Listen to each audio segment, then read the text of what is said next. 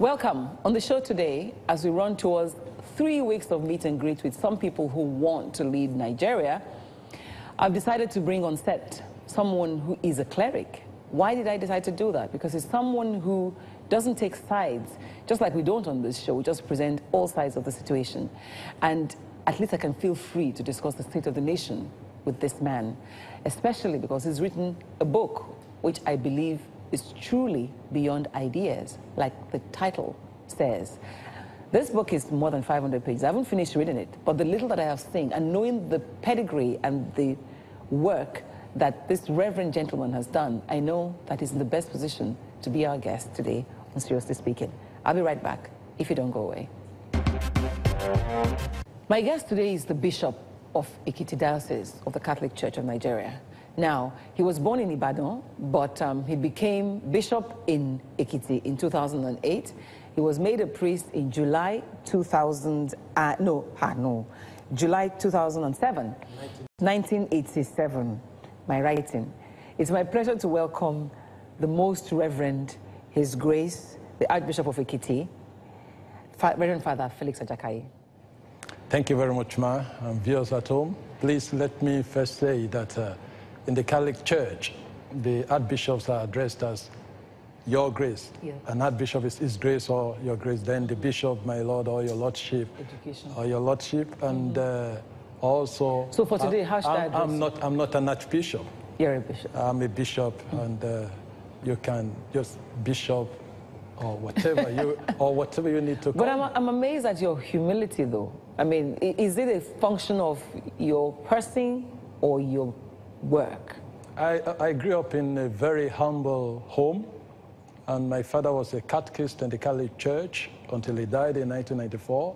My mother is still alive, but I grew up in a very humble home, loving home. And according to St. Gregory the Great, humility is the mistress or the mother of all virtues. So I try to be what I am to be. I will share some pictures that we've seen you carry placards, walk with the people on the street. So you're a social activist. Is this a function of your upbringing or a function of your nurture, your training? Oh, I thank God that God has created me. He has created me to be who I am. And you know, as I told you, I grew up in a very humble home. I had humble beginning, and when I can't help others, is when I feel sad most. When I can't help others, is when I feel sad most. And again, being passionate about the people around me and my beloved country, Nigeria. You go everywhere. Even when you met the Pope, you had this your Nigerian flag on your chest. Anywhere I go in the world, I have to go because I'm a Nigerian to the core. I love my country, but I may not appreciate what some people are doing in my country. But no matter what, Nigeria is still my country. And I cannot claim any other country because God knew why He has created me to be where I am and who I am. Recently, there was, you read a lot of articles, and it's those articles that have formed the core of the books that you have published. However, there was an article in May, in fact, on the 30th of May, during Democracy Day, and one of the pieces that she wrote is Nigeria, a Hope Betrayed. It tended to give a sense of you are disappointed in what's happening in Nigeria today, and even in the leadership. True or false? Oh, thank you very much. It's not a straitjacket answer, ma. Dr. Ruben Abati he reviewed my book in 2007. The first one, Beyond Ideas, the latest one is the new and expanded edition. And he said, when he wrote that Father Ajakaye was not a bishop then, that Father Ajakaye is angry but not despair. In the Catholic Church, we talk about hope, and it's one of the theological virtues that we have, 3 theological virtues: faith, hope, and charity. As I began in that article, I wrote it really on May 29 and sent it to the media. I didn't even know that it would come out the next day. And when it came out the next day, do you know, first called me, I was in the office, and it was His Eminence Anthony Cardinal Olubimi Okoji, who called me that my article... Who ordained you in the first place? He was also the one who ordained me, and I really revere him a lot.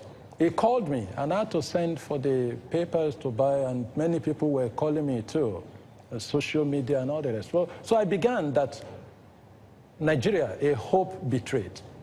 Hope is described as, the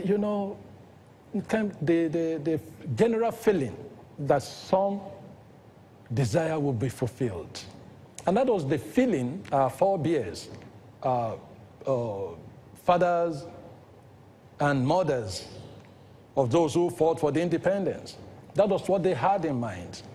But daily, I keep on seeing retrogression. Honestly speaking, we need to be sincere with ourselves. Honestly speaking, daily I see retrogression rather than progressing. One step forward, many steps backward. And I said, this is not the country we all desire to be. Like in one of my articles there in my book, I wrote one in the year 2000, Nigerian dying wretched. Nigeria, a country dying wretched. A kind of Nollywood film titled Died Wretched. Somebody told me to watch it, and I watched it, and I was seeing Nigeria in that wise. Now, whose fault is it? I said, all of us, really, generally. Why all of us? Number one, those who find themselves at the end of affairs. That is what we need to do now.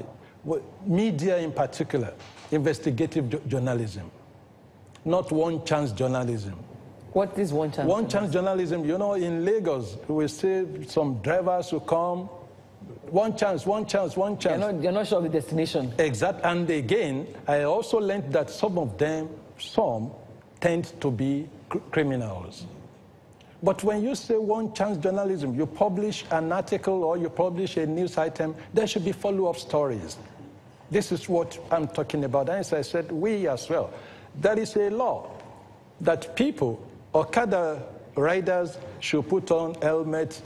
FRSA, they were going to do whatever they were going to do. Was the law enforced? And those are the things that we are talking about, structures. So, as I said, nearly all of us, that we are contributing to this, people who want power, they keep on sending money, throwing money at people, other people, and they chase the money and they pick it, and at the end of the day, we'll be blaming ourselves. So what are your major concerns? My major concerns is that we need to look inwards now and be realistic. When you say we Nigerians, all of us generally, no matter our ethnic backgrounds, religions, and political affiliations, all Nigerians, we must now sit down and fashion out a way of being realistic, of being practical. Hence my book, Beyond Ideas. In fact, I'm working out the modalities of how we can have a group of people with like minds to have what we call BIG, B-I-G. And B-I-G means Beyond Ideas Group. Oh. We need more of action. Because people will talk. Let me give you a practical example. I'm a lead, I find myself in a position of power. And I keep on telling people that the other party or the other group, or even those ones don't like me. And what do? I now turn my own personal issue into national issue. And it's happening in our government.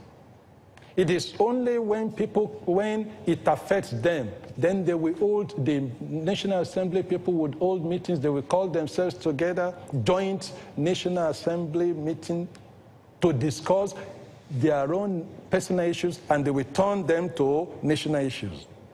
People are being killed here and there, people are being adopted here and there because they have the security. Most of the times, they don't care. This is what we are saying, but we, Nigerians as people, both the voters and the people they think they've been voted for, we should rally around and ask questions. Not to speak out is to lose out.